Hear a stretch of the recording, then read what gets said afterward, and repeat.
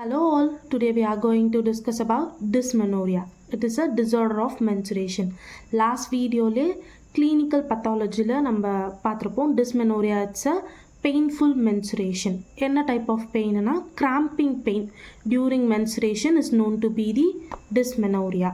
So இதோட etiology பார்த்தோம்னா classified as a group etiology classify பண்ணிருக்காங்க.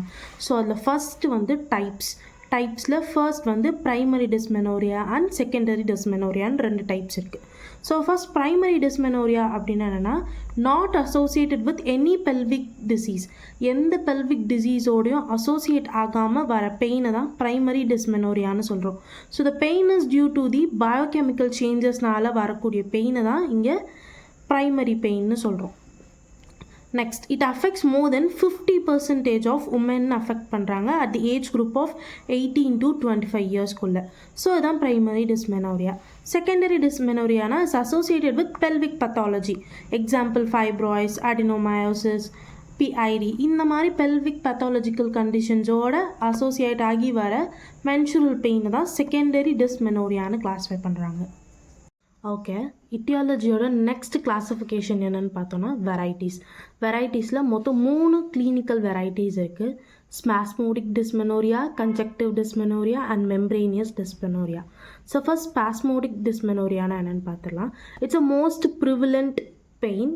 ஸோ இது மோஸ்ட்டாக வந்து first and second day of மென்சுரேஷனில் வர பெயினை தான் நம்ம வந்து ஸ்பாஸ்மோடிக் டிஸ்மெனோரியா அப்படின்னு சொல்கிறோம். நெக்ஸ்ட்டு கன்ஜக்டிவ் டிஸ்மெனோரியான்னு என்னென்னா இன்க்ரீஸ்டு பெல்விக் டிஸ்கம்ஃபர்ட், பெல்விக் ஏரியாவில் டிஸ்கம்ஃபர்ட்டும் பெயினும் வந்து ஃபியூ டேஸ் பிஃபோர் மென்சஸ்க்கு ஃபியூ டேஸ் முன்னாடி வர பெயினை நம்ம வந்து கன்ஜக்டிவ் டிஸ்மெனோரியான்னு சொல்கிறோம். ஸோ இது எதோட சிம்டம்னு பார்த்தோம்னா PID, IUCD, fibroid and pelvic endometriosis. So இந்த கண்டிஷன்ஸோட சிம்டம் தான் அந்த கன்ஜக்டிவ் டிஸ்மெனோரியான்னு நம்ம சொல்கிறோம். Next also woman as varicosity, pelvic வெயினில் வெரிகோசிட்டி ப்ரெசண்ட்டாக இருக்க உமனோட சிம்டமும் இந்த கன்ஜக்டிவ் டிஸ்மெனோரியா அப்படின்னு சொல்கிறோம். நெக்ஸ்ட்டு பார்த்தோன்னா மெம்ப்ரேனியஸ் டிஸ்மெனோரியா வந்து it's a cramp due to endometrium லேயர்ன்றது நம்ம யூட்ரஸில் ப்ரெசென்ட் ஆகிருக்க ஒரு லேயர் தான் எண்டோமெட்ரியம் லேயர். அதனால வரக்கூடிய பெயினை தான் நம்ம வந்து மெம்ப்ரேனியஸ் டிஸ்மெனோரியான்னு சொல்கிறோம். Note to be painful uterine cramp, யூட்ரஸோட ஒரு பெயின்ஃபுல் கிராம்பை தான் நம்ம வந்து மெம்ப்ரேனியஸ் டிஸ்மெனோரியான்னு சொல்கிறோம். ஓகே, டிஸ்மெனோரியாவோட மெக்கானிசம் பார்க்க போகிறோம். ஆஸ் யூஷுவல் கார்பஸ் லியூட்டியம் ப்ரொஜெஸ்டரானோட செக்ரீஷனை ஸ்டார்ட் பண்ணுது, மென்ஸ்ட்ரல் ஃப்ளோ நடக்குது. At the time prostaglandins, endoperoxidase, metabolite இதோட மூணுத்தோட ஆக்டிவிட்டி இன்க்ரீஸ் ஆகுது. ஸோ இப்போது மயோமெட்ரியல் கான்ட்ராக்ஷன் இன்க்ரீஸ் ஆகுது, யூட்ரைன் மசில்ஸ் எல்லாம் கான்ட்ராக்ஷன் ஆகிறது இன்க்ரீஸ் ஆகுது. இந்த டைமில் இஸ்கீமியா நடக்குது, reduced blood flow.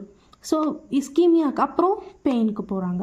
So increase uterine ஆக்டிவிட்டினால பெயின் ஆகுது, யூட்ரைனில் இஸ்கீமியா நடக்கிறதுனால பெயின் வருது.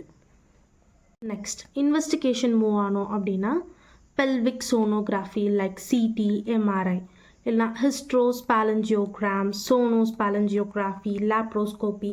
ஸோ இந்த இன்வெஸ்டிகேஷன்ஸ் மூலமாக நம்ம டிஸ்மெனோரியான்னு கன்க்ளூட் பண்ணலாம்.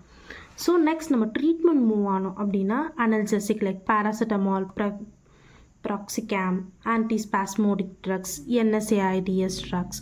ஸோ இந்த ட்ரக்ஸ்லாம் நம்ம வந்து ப்ரிஃபர் பண்ணலாம்.